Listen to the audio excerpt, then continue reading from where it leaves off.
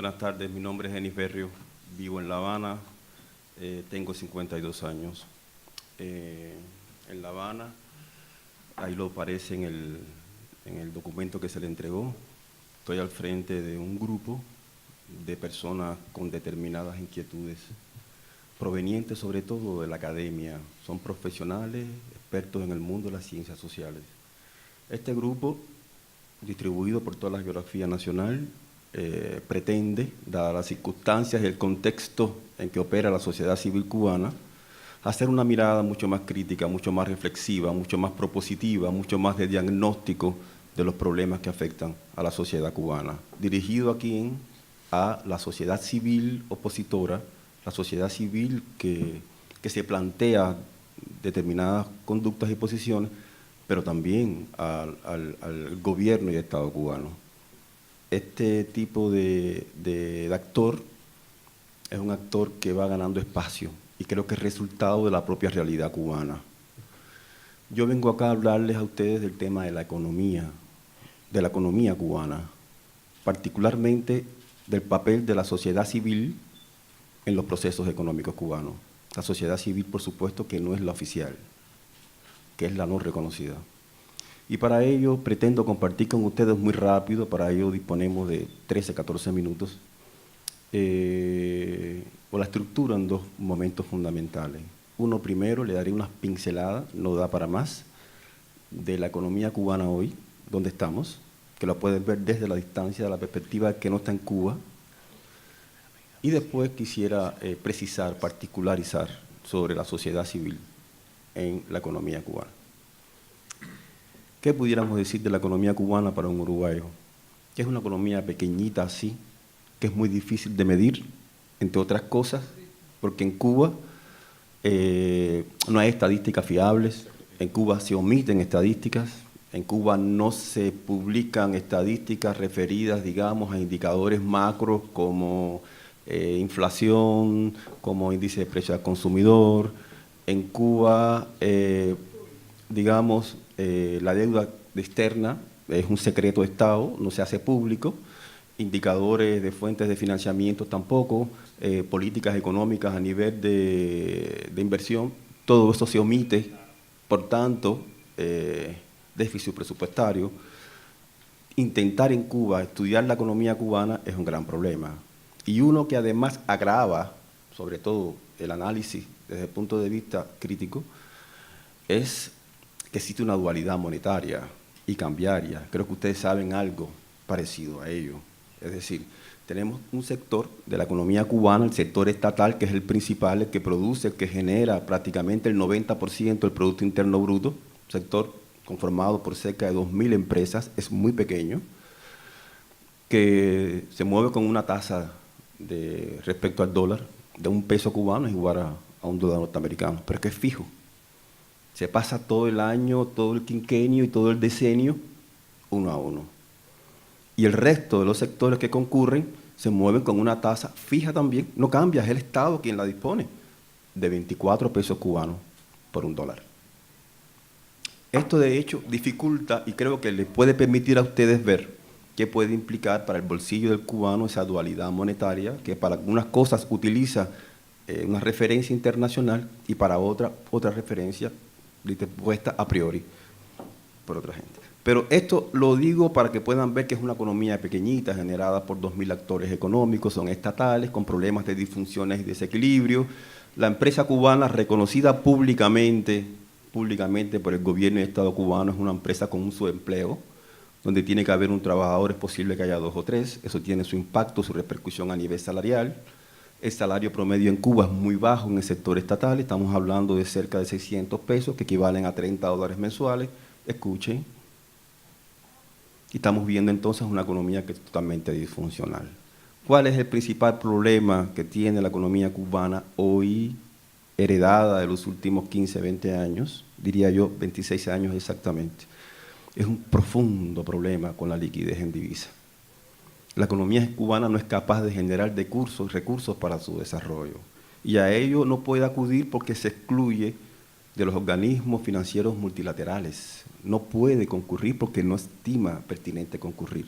Y para ello ha estado coyunturalmente proveyéndose de recursos de manera subsidiada por gobiernos cercanos. Puede ser la República Bolivariana de Venezuela, puede ser la República de China, puede ser la Federación Rusa, muy coyunturalmente.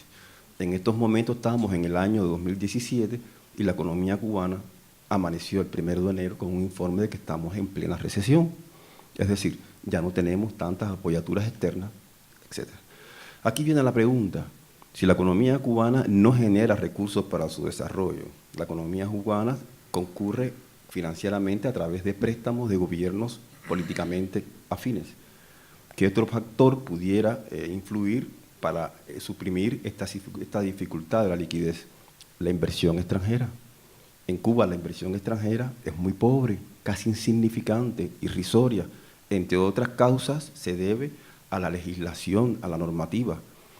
Mi compañero que me precede, de alguna manera en sus palabras dijo que en Cuba existe una normativa jurídica totalmente desfasada con una realidad, muy realmente atrasada, que no da confianza, y sabemos en lo cobarde, estoy citando a alguien aquí presente, que resulta el capital por su vocación de buscar rentabilidad para llegar a un país que en un momento determinado, por esa normativa jurídica, pudiera incautar, pudiera nacionalizar, sin compensación de ningún tipo, y hay bastantes antecedentes de que eso ocurra. En este mundo que no hay recursos financieros disponibles para estar invirtiendo, en un entorno tan poco competitivo, allí no van los capitales.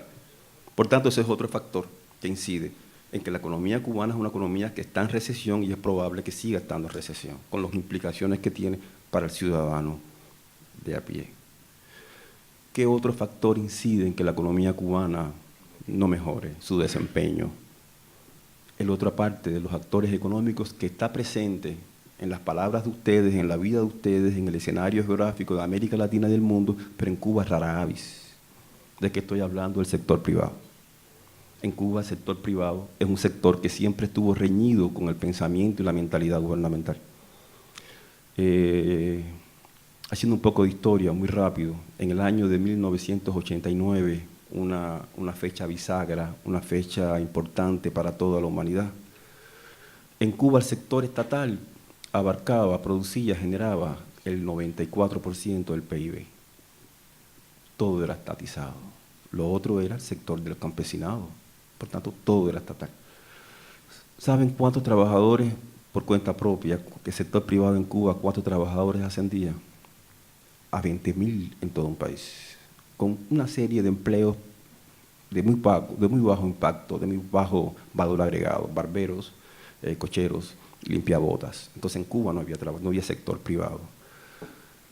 A partir del año 94, con la crisis económica, se autoriza el trabajo por cuenta propia. Pero para la mentalidad socialista, ortodoxa y tradicional, con el socialismo no se juega capitalismo. Por tanto, es tan reñido, es excluible. Por tanto, siempre la preeminencia va a tener el sector público, el sector estatal.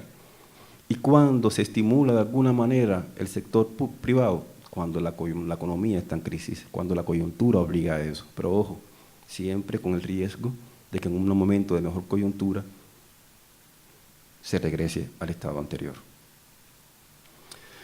Yo, antes de poder hablar de esta parte importante, que es lo que más interesa a quien se acerque a la realidad cubana de hoy, que es el trabajo por cuenta propia, voy a hacerle un comentario solamente de un párrafo sobre qué impacto tuvo realmente la famosa, cacareada, publicitada normalización de las relaciones de Cuba con Estados Unidos. Siempre resulta de interés. Eso es posible que generó expectativas en muchas personas, incluyendo en el pueblo cubano, que además suscribe y considera que la normalización es importante, es necesaria. Pero creo que el Estado y el gobierno cubano no ha aprovechado esa oportunidad. Yo voy a partir de lo que se ha presentado aquí de la sociedad civil cubana, de esos actores que son únicos y monopolios que pretenden representar a todo un sector, para ponerle el ejemplo de lo que estoy diciendo. En Cuba, los campesinos, por su propio desempeño, por la realidad económica de desabastecimiento, han sido un sector al cual se le teme, pero que ha sido capaz a su vez de generar recursos propios por el orden de 500 y 600 millones de pesos, que están en el único sistema bancario que es estatal, que además se le prohíbe a esos campesinos que puedan invertir a su vez esos dineros, esos capitales en su sector. Bien, con la normalización de las relaciones de Estados Unidos con Cuba, los campesinos, los agricultores de los estados del sur que tanto lobby e incidencia política han hecho para eliminar el bloqueo norteamericano hacia Cuba, propusieron que los campesinos cubanos se vincularan directamente con ellos para proveerlos de aperos, tractores, semillas, mercados incluso. De la sociedad civil oficialista, esa que se erige en el monopolio de la sociedad civil, al otro día de este pronunciamiento, los agricultores norteamericanos hizo público un informe. Los campesinos cubanos se niegan, no quieren vincularse con los productores norteamericanos del sur. Y se cerró el capítulo. En estos momentos, el Estado cubano le debe a los campesinos cubanos cerca de 200 millones de pesos, porque los precios los pone el Estado. Les compra el Estado como único cliente y les paga cuando estima. Entonces, es una aberración que está afectando muchísimo una realidad, y Cuba está en recesión, hay desabastecimientos y hay un sufrimiento de la población. Yo me regreso rápidamente al estado del trabajo por cuenta propia, que es como le llamamos eufemísticamente al sector privado, para no decir que hay un sector privado capitalista emergente, y les digo que es un sector que apenas está aportando al Producto Interno Bruto, porque esas 500 o esas 230 o 191 actividades autorizadas están en los mismos sectores de bajo valor agregado: restauración, cafetería, cocheros, transporte público, privado de pasajeros, productos de alimentos, hasta ahí. Los profesionales cubanos como profesionales, salvo en determinados sectores, no pueden ejercer en el sector privado, tienen que mantenerse en el sector público. Y esto evidentemente genera un poco de desarrollo del sector privado en la economía cubana. Esa es la alternativa que queda. Y en Cuba, y esto es claro para todos ustedes, si el sector privado no se desarrolla, no hay posibilidad de la economía cubana de desarrollarse y ser sostenible en el tiempo, porque el sector estatal o público es un sector monopólico, pero que carece de suficiente capacidad como para generar desarrollos en Cuba. La inversión extranjera va a seguir siendo deficitaria mientras en Cuba la normativa legal y jurídica no permita, no sea atractivo la inversión extranjera. Cuba está diciendo, el gobierno cubano está diciendo que se requieren anualmente cerca de 8.000 o 9.000 millones de dólares norteamericanos para estimular el desarrollo de la economía cubana.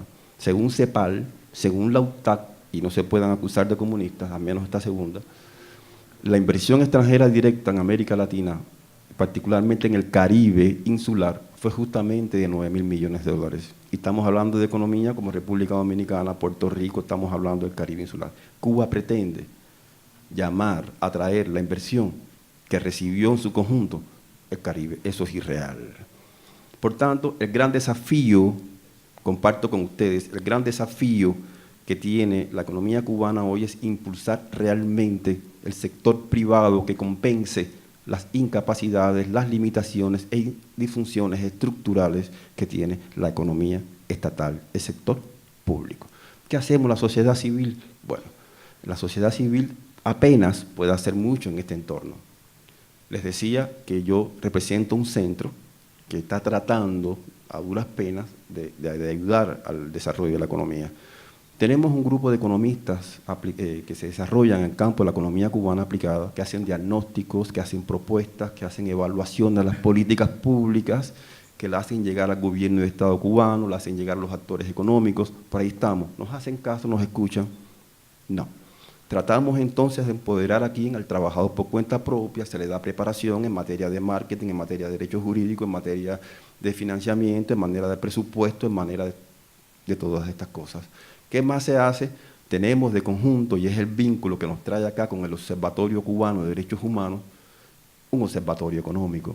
El observatorio económico vigila, protege, trata de hacer denuncias, levantamientos, pero también estudios del desarrollo de la economía cubana en el sector privado.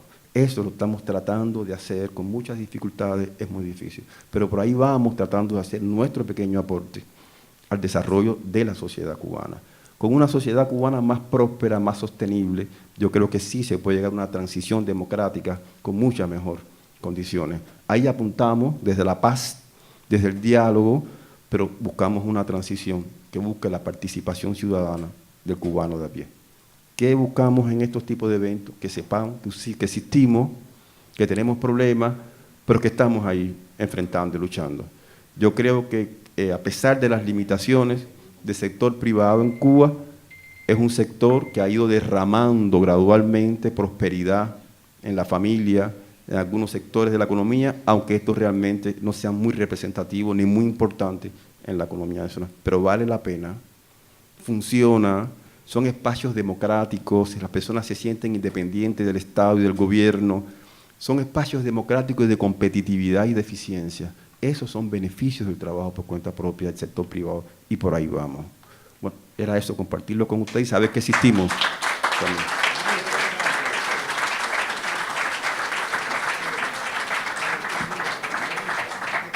Gracias. Un comentario añadido que no es el discurso de las víctimas, es compartir con ustedes algo nada más. Lamentablemente Julio, nuestro compañero, no pudo estar acá. Lo lamentamos muchísimo. De todas formas, uno de los factores que estamos aquí es para que nos conozcan que sí existimos.